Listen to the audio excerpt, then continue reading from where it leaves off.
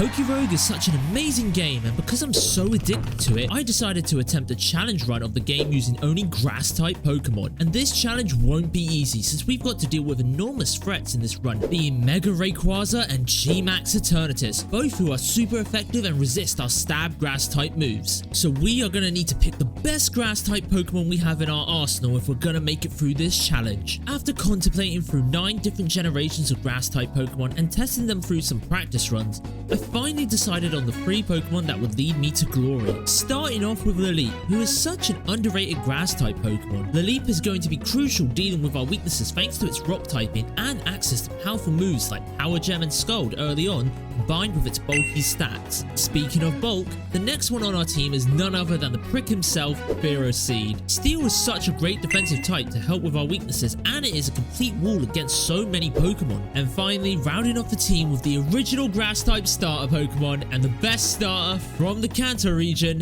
Bulbasaur, who has access to great egg moves such as Giga Drain and Sludge Bomb, but also will get access to Sleep Powder and Leech Seed later, 2 moves which will be so important in this run. Now there were some other grass types I could have picked, but I felt these 3 had the most synergy going into this run. But maybe there was a favorite grass type of yours that I didn't get to use. So let me know who's your favorite grass type Pokemon in the comments down below. The good thing about a grass type run is that you can get encounters early on like this Hoppip. The lead was also cruising through the first floors with ease. We then arrive at the 8th floor and meet our rival Ivy. And as long as she doesn't have a fire type starter to go with her Rayquaza later, we should be fine against her. Hello there. Of course she has a Litten. VGC's nightmare strikes again. This means I have to deal with an Incineroar, a Pheasant, and Rayquaza later on, who are all going to be strong against my grass types. But for now, at least Lileep can swap them away with some Power Gems. On the 10th floor, we meet the boss Tailo, but Power Gem is too strong at this point for anyone to be a threat against us. Now, before I started the run, I was debating to use a Cottony, but then I thought I'd be able to catch one early on since I used to see them a lot in my test runs, but they never showed. What instead showed was a Bulbasaur. You know, the rare spawn rather than the most common one, but I'm not into using multiple of the same Pokemon, so we just left it alone. From floor 21 to 30, we do manage to find ourselves a Shroomish, which we caught, and the best grass-type Pokemon in VGC, Foongus. On floor 25, we meet up with Ivy again. She isn't too much trouble thanks to our magic rocks, but guess who she added to her team? That's right, a Cramorant, another flying-type Pokemon. I wonder who I pissed off to deserve this luck. On floor 30, we face off against our first gym lead in the run, being another grass-type expert herself, Erika. And I wasn't about to let her show me up. The lead was able to deal some great damage with her Pokemon using Acid, bringing the Tangela low, and taking out the Weeping Bell before being taken down themselves. After that, Ivysaur can come in and throw its bombs of poison to finish off the Tangler and then send in her... Oh, wait, hang on, guys. Wait, Shroomish wants to evolve first. One sec. There's our Breloom. Anyway, she sends in her Breloom, who was also defeated with a Sludge Bomb, proving we are the superior grass-type trainer. Now, nothing much happened between 431 to 40, except for our Skiploom evolving into Jumpler and us getting the Berry Pouch item, which gives us a chance to not lose any berries we use in battle, which is very helpful when you have citrus berries. We did also get the Dynamax band on floor 39, which is an amazing find as we could potentially get access to a Gigantamax Venusaur in the future. Speaking of Venusaur, and after capturing Atropius, our Ivysaur managed to evolve, giving us a much needed power boost, as well as the Leap evolving into the beautiful Credilli and Foongus into a Moongus. Alright, before encountering our rival again on floor 55, Breloom was leading the charge against Incineroar, causing her to switch out to Unpheasant to take the incoming Brick Break, before finishing our Breloom off with Air Cutter. Now I have the chance to bring in Credilli for free and start spamming Power Gems, as none of her Pokemon can stop Credilli at this point. Ivy then leaves with her head down in disappointment as we make our way further up the floor, catching a Dipplin on 457 to add a Dragon type to our team. The only problem is we can't get Hydrapple, as you need to know the move Dragon Cheer, which this Pokemon can't learn except as a TM, and the chance of getting that is very low. We then faced our second gym leader of the run in 460, Lenora, but Venusaur's sturdy vines and poison bombs were too much for her to handle, allowing us to progress further ahead. On 466, we managed to get ourselves a King's Rock item, which gives us a chance to flitch Pokemon that we hit, and since Credilli will be our main adversary against Ivy and her anti-grass team, I knew I had to give it to them. King Credilli and their loyal subjects and I marched forward, climbing the falls ahead of us, with Amoonguss learning the great move Spore to help put people to sleep, getting a super experience charm to boost our levels output every time we get experience, and then we moved over to the Metropolis area where we got the map on floor 78, allowing us to choose the next areas we want to visit instead of being sent to random places. This helps our runs since we can stick to areas we have a stronger type matchup against, like the water biome. But first, we had to deal with our next gym leader of the run, Piers. Fearthorn leads the fight in a bad state, but Shiftry can't actually damage us, allowing us to exchange blows and take it down. His Scrafty then comes in and takes us down with a high jump kick, activating its Moxie ability and boosting its attack stage by 1. But because my Breloom was faster, he switched out into Malamar on my incoming Brick Break. I couldn't let Breloom go down at this point, so I decided to switch into Amoonguss as they had Future Sight. I do manage to get a Spore off and put them to sleep, but Malamar barely lives the Giga Drain, which means I do take damage from Future Sight afterwards. Luckily, it just kept spamming Future Sight, so I can finish it off with another Giga Drain. Now, I decide to let Amoonguss go down so I can switch into Breloom for free. We do have to take an Outrage, but 1 Brick Break was all it took to take down Mabostiff. Piers' Obstagoon was a real threat, and I wanted to preserve Breloom, so I brought in Dipplin to take a Ceaseless Edge, but this meant that the spikes were set up on my side, meaning that I take damage every time I send out a Pokemon, making Breloom pretty much useless in this fight now. Dipplin and Obstagoon then begin exchanging moves against one another, with Dipplin coming out on top, but with no more recover PP, he unfortunately goes down to Scrafty. And then thanks to spikes, like I mentioned before, Breloom just goes down straight after I send him in. Things are looking dire as I only have Venusaur and Credilli left. Thankfully though, Venusaur is faster and can take out the Scrafty with a Giga Drain to keep this run alive. Progressing ahead, I managed to get a Citrus Berry which I handed to Credilli before encountering Ivy on floor 95, who now has hit her Power Spike with a Terrifier Incineroar. I begin by Leech Seeding the Incineroar whilst it went for a Temper Flare, and we actually survived on 2 HP. Now we can get some damage before we eventually faint. I then bring in our Ivy counter, Credilli, and use Power Gem on the switched in Haxorus and almost managed to take it down, which led to us having to take a superpower before we could finish it off. But now that our Citrus Berry activates and doesn't get used up thanks to our Berry Pouch, Credilli is still in a great position to take down the rest of her team. Easy. Imagine having strong types against our team and you still can't win. Good thing she doesn't get more dangerous after this fight. Oh wait.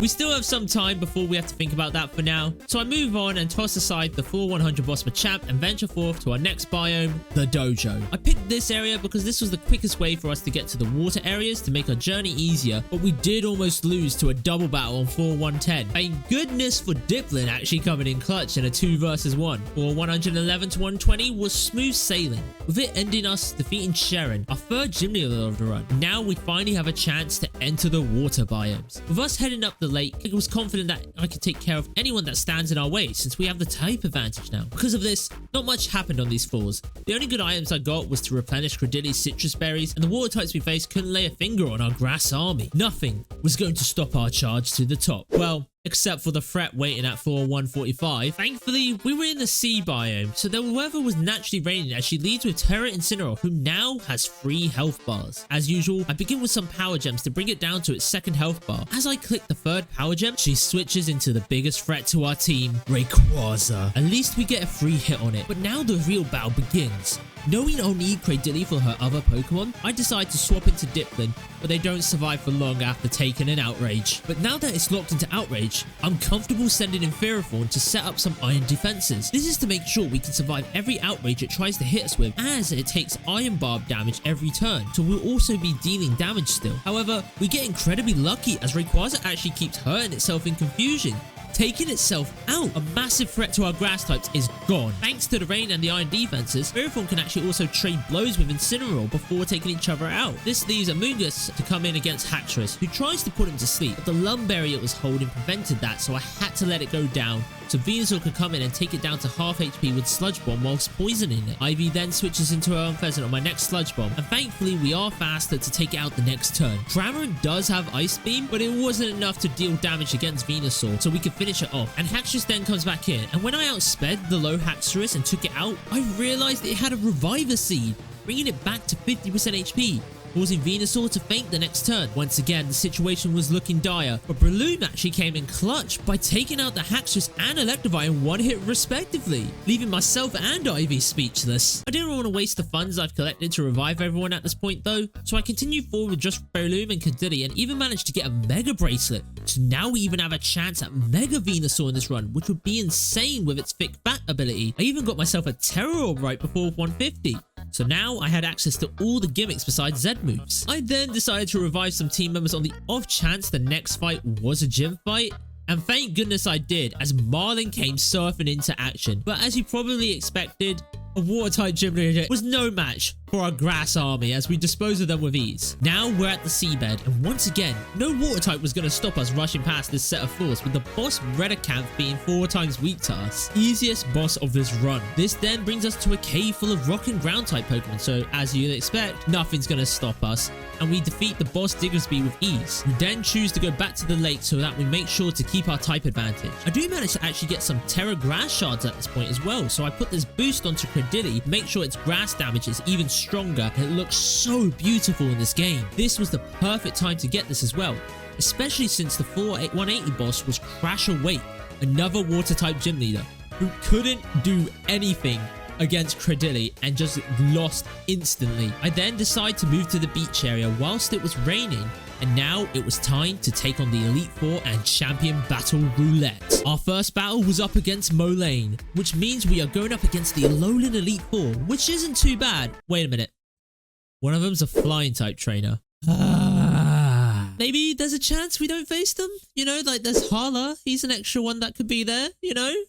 Please? Going back to Molayne, he led with his Terra Orthworm, and I wasn't about to take a Steel type move with Credilly, so I switched out into a Moongus, who takes the Steel Beam, causing Orthworm to also lose half its HP in the process. As I go for Spore, he switches in Hisuian Goodra, who falls asleep, so I take this opportunity to bring in Breloom and hit him with a Brick Break. But afterwards, Goodra wakes up and uses Make It Rain, leaving us on a 9 HP. It then recovers HP with some berries, but it wasn't enough to stop Breloom from taking it out. Klefki is next, so I switch into Ferrothorn on the incoming play rough. And now at this point, no Pokemon he has can deal with Ferrothorn effectively. He switches in Magnezone, who keeps missing Zap Cannon, and we bring it down to red health. And then he switches into Metagross, who would have suffered the same fate if it wasn't for the fact he had a Citrus Berry and the move Recover to keep it healthy. Ferrothorn ends up fainting, but I use this chance to bring in Venusaur to use Sleep Powder, and then switch into Breloom to hit it with a Brick Break. The only problem was that it woke up the next turn, and then KO'd my Breloom. Venusaur can take care of the rest of Molayne's team with the combo of Sleep Powder and Giga Drain, keeping itself healthy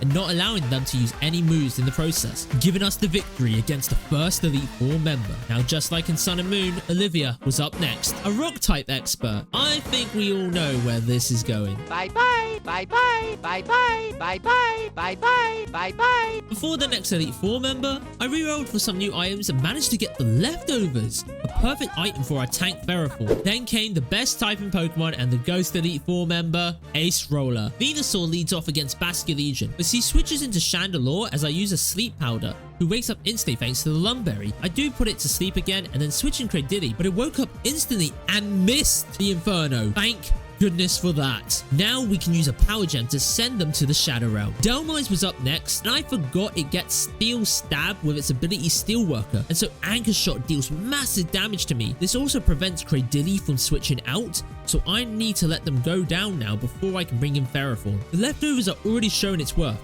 as I keep healing most of the damage that hits us, allowing me to set up some iron defenses. Ferrothorn was then able to take out her Drifblim, Banette, and Basculegion before being defeated by Palossand. At this point though, Venusaur can come in and finish it off with a Giga Drain, and Dhelmise would Sludge Bomb, meaning we only had one more Elite Four member to go. Kahili and her flying types. Toucannon was up first, and I knew the only way I was going to overcome this hurdle would be if I could set up iron defenses with Ferrothorn. But it was thanks to its bulky HP and defense stats and the Leftovers recovery, we were able to get to +6 before she switched into a Terra Hawlucha on a Gyro Ball. With our defense buff, we survived the high jump kick and took them out after. Oricorio did manage to hit us though with a Fiery Dance, but because the weather was still raining, we were able to survive. However, we weren't able to knock them out with a Gyro Ball, causing us to faint the next turn. Now Oricorio was set up with +3 special attack and +1 speed as I sent in Cradily. I was worried about losing my run here. I was terrified. But for some reason, she switched out into Braviary on my Power Gem. I don't know what the AI was cooking here, as I was able to get the knockout against the Braviary and the knocked out after before fainting to a 2-cannon. Not even Venusaur though was strong enough to finish off this bird,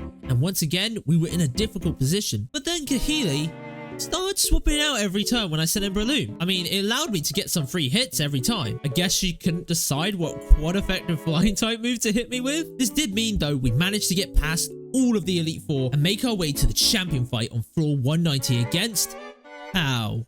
Who technically isn't a champion, but you know. Nevertheless, my team was prepared to defeat him. He swapped out his Porygon as I went for Spore, but his Lunala also has a Lumberry. Story of my life, allowing him to finish off my Amoonguss with a Side Shock. I then fight back with a Power Gem with Cradily as they switched into a Abominable, taking super effective damage and then fainting the turn after. Lunala then returns to the battlefield, desperate to destroy Cradily, but thanks to the Berry Pouch recovering the Citrus Berry I was holding every time, I was just staying healthy, causing Hal to panic and send in his Terraflying Noivern, but it was also no match for a Power Gem, causing it to fall to the ground. Raichu desperately tried to dispatch Cradily, but the constant Citrus Berry recovery keeps him moving, and so he sends in his Terra Porygon again. I need Cradily for later, so this time I switch into Venusaur as it goes for Aura Sphere for no damage. Porygon Z then goes for a Hyper Beam, but misses, meaning Venusaur can finish it off with a Giga Drain. My victory was then sealed at this point, with Venusaur taking out the Terra Primarina and Cradily, dispatching Lunala and Raichu, allowing us to finally reach the pinnacle of this tower,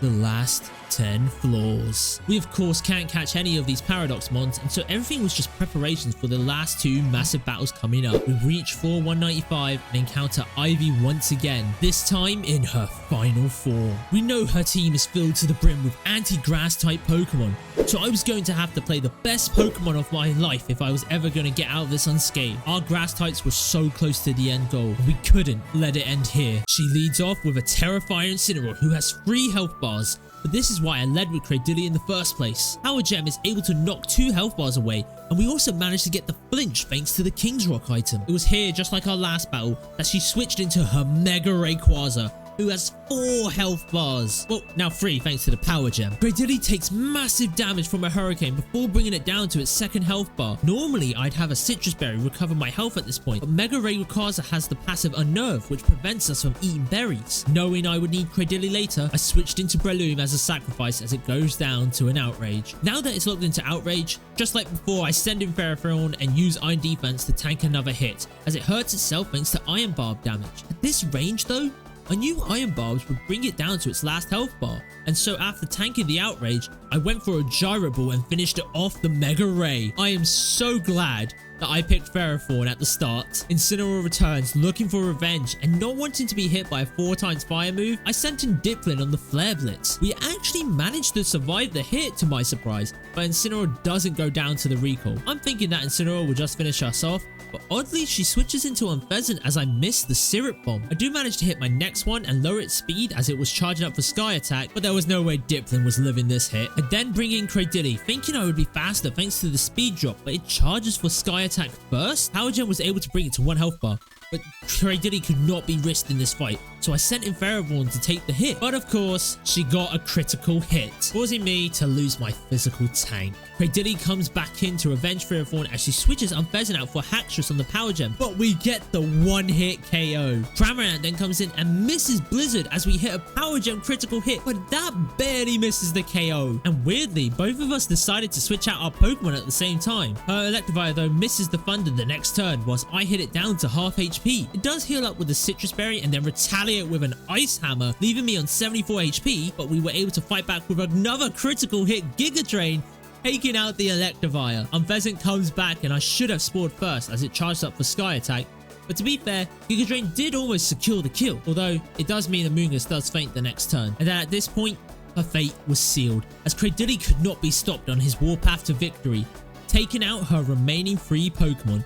The anti-grass team couldn't be stopped from reaching the top. Ivy then congratulates me on my win and sends me on my way to the terror awaiting us on the 200th floor. I used the Sacred Ash item to revive my entire team, marched my way to the top, and as a reward for dealing with all these anti-grass teams, the Poké God himself blessed my run on the 199th floor with some max mushrooms. Fate had shown upon us right at the end as we Dynamaxed our Venusaur into Gigantamax Venusaur. We then approached the calamity known as Eternatus, another monster that hates grass types with moves like Flamethrower and Sludge Bomb. From our seeds we planted on the early floors, we sprouted and grew across all the levels we came across. And now it was finally time to bloom at the pinnacle of this game and defeat Eternatus once and for all. Amoonguss leads the charge, putting Eternatus to sleep after taking damage from Sludge Bomb. With this guaranteed turn of sleep,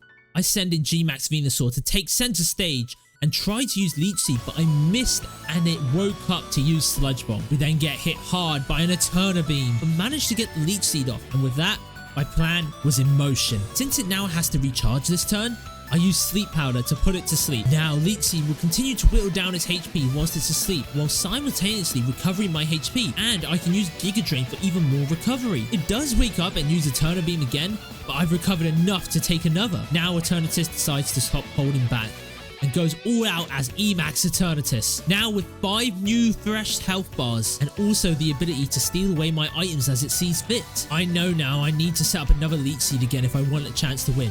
Eternatus does end up using Flamethrower, or at least it wanted to, but for some reason the move failed? I have no idea why this happened. Your guess is as good as mine. This did allow us though to get the Leech Seed off, and so its fate was sealed. G-Max Venusaur had planted its roots and slowly sapped away Eternatus' strength. He could only watch and he failed to dispose of Venusaur as he kept going for my other Pokemon and then being put to sleep once again. It was only at his last health bar that he was finally able to take Venusaur out, but it was too late. Our flower had blossomed, and the last Leech Seed tick was the winning factor in defeating Eternatus. We were victorious.